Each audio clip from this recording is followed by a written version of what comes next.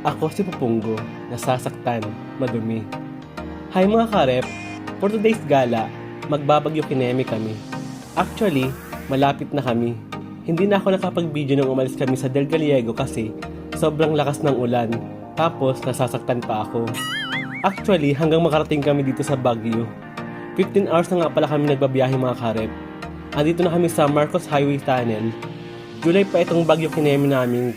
Kaso sa sobrang busy ko, kaya ngayon ko lang na-edit. Ito na din siguro mga karep ang way para makamove on ako. Ano daw?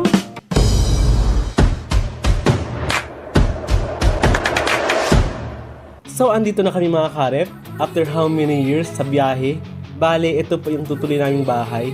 Ang lamig dito mga karep, ramdam mo agad. Parang yung convo namin. Ang dami ko na naman sinasabi.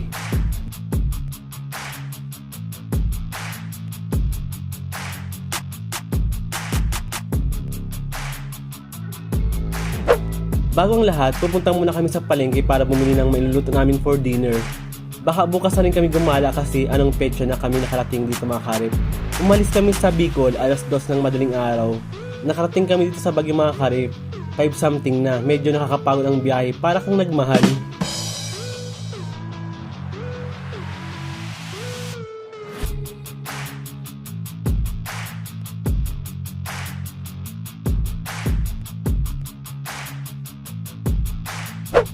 After namin mamili, ayan at naghahanda na kami ni Sir Bravo para magluto.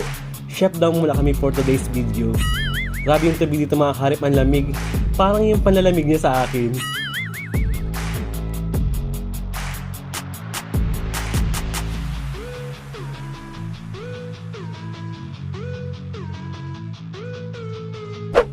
Fast forward na natin mga karep. Day 2 na namin dito sa Baguio Kineme. Hindi na ako nakapag-video kagabi at nasasaktan nga ako. Ngayong araw na din kami mga karep gagala.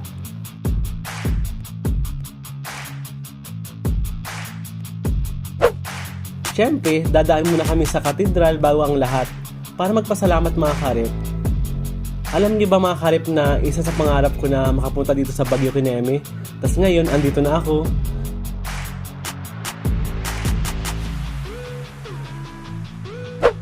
After namin dumaan sa simbahan mga karep, sa PMA naman sana kami kaso hindi kami nakapasok kasi hindi kami nakasapatos.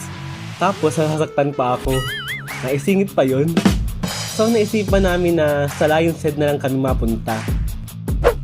Fast forward na ulit mga karep. Dito na kami sa Lion's Head. Tapos nakita ko ito nagtitinda ng sorbetes. So hindi ko napigilan tikman itong strawberry ice cream nila.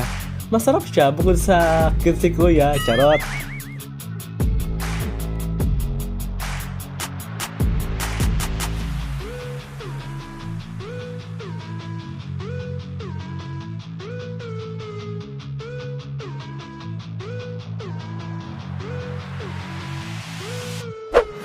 Nagtingin na din ako ng pwedeng ipampasalubong mga karep. Siyempre, alam niyo na, rep magnet. Pero sabi nila, sa Mind's View na lang daw kami. Madami daw dun pagpipilian, tapos doon na din kami magla-lunch. Fast forward again mga karep. Andito na kami sa Mind's View. Kumain muna kami bago pumasok. Dumaan pala kami sa Botanical Garden. Kaso hindi na ako nakapag-video. Kasi nga, nasasaktan ako. Ulit. Kumain din pala kami mga karip ng mangga sa Gedli ng Botanical Garden. So share ko lang.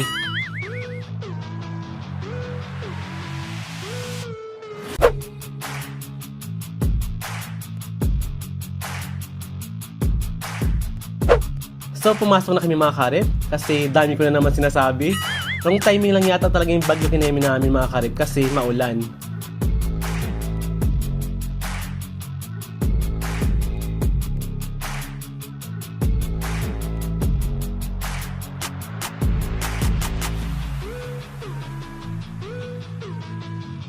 Ayan po si Risa, mangangabayo lang muna siya.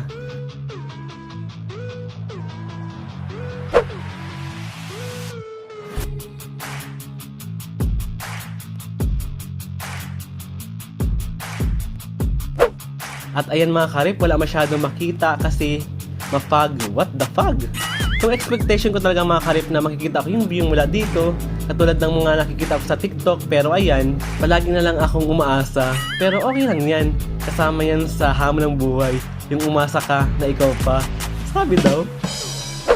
At syempre, hindi kompleto ang pagpunta namin dito sa Mines View kung hindi ka mamimili ng pasulubong mga karep.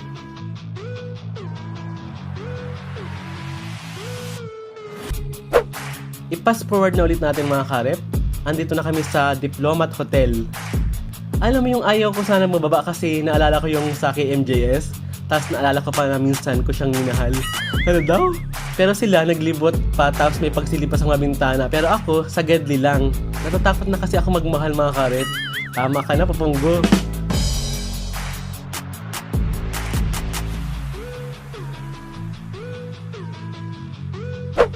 After namin sa Diplomat Hotel mga karep, dumaan muna kami dito sa Lourdes Grotto.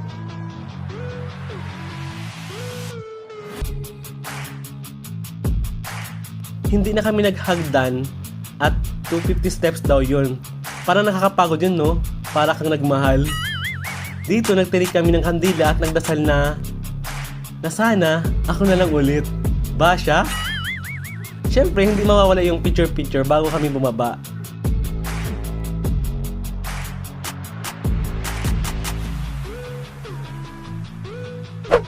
After namin sa grotto mga karep, umuwi muna kami saglit tapos mapa-SM daw kami mamaya. Sa SM na din kami mga karep magdi-dinner. After namin sa SM, dadaan na din daw kami sa night market. Kaso pagpunta namin, wala pa. Pero hinintay na namin kasi nagsiset up na din sila mga karep. Kahit maulan, go pa din.